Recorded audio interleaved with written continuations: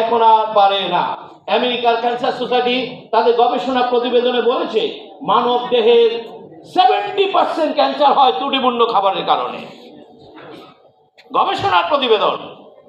Liver damage, kidney damage, diabetes কোন রোগ নয়, যে রোগের পেছনের কারণ ত্রুটিপূর্ণ খাবার।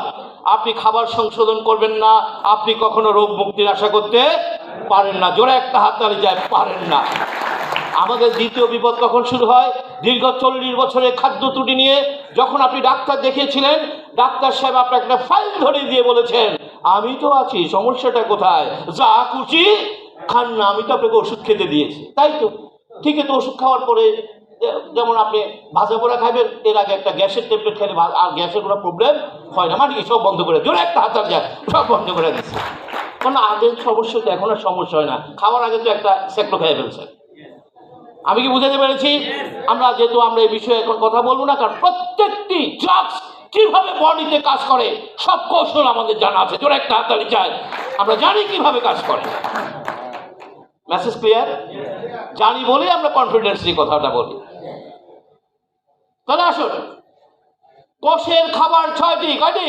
6টি। আলোচনা চূড়ান্ত অংশ। কয়টি? 6টি। কোষের খাবার 6টি, মুখের খাবার হাজার হাজার।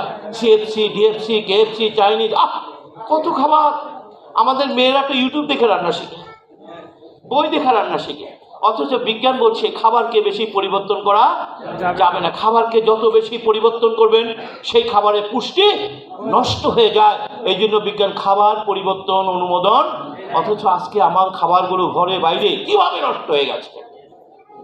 আর সেই খাবারের পুষ্টিহীন খাবারের আঘাতে আঘাতে আপনি কিন্তু অসুস্থ। এই জন্য বিজ্ঞান বলছে খাবার পরিবর্তন করা উচিত নয়। আসুন, সে 6টি খাবার কি একটু পরে আমরা দেখাবো। তাহলে এতক্ষণ আলোচনা আমরা দেখলাম আমাদের সমস্যা কোথায়? চিকিৎসা চলবে কোথায়? কোষের চিকিৎসা কে দেবে, ডাক্তার না নেচার?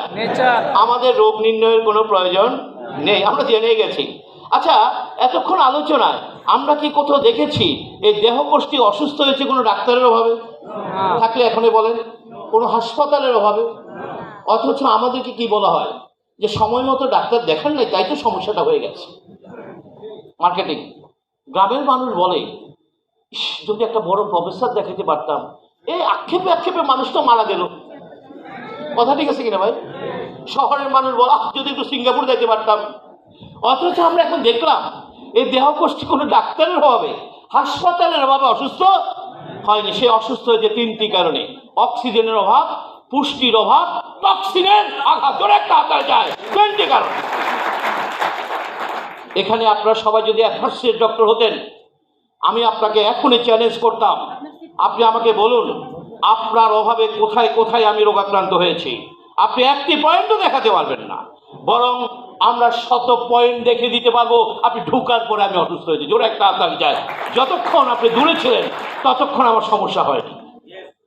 Message clear? আমরা তো ওপেন চ্যালেঞ্জ করি, দেখান কোথায়, দেখান যে আপনার অভাবে আমি কোথায় অসুস্থ হয়েছি। আসুন, বিজ্ঞান আপনাদের জন্য সুখবর নিয়ে এসেছে। এতগুলো কথা বলেছি এই সুখবরটি দেওয়ার জন্য। বিজ্ঞান বলছে আমরা যদি আবারও এই কোষের অক্সিজেন ফেরত দিতে পারি, পুষ্টি ফেরত দিতে পারি, টক্সিন প্রত্যাহার করতে পারি, এই কোষটি আবারও আপনার জন্য দায়িত্ব গ্রহণ করবে।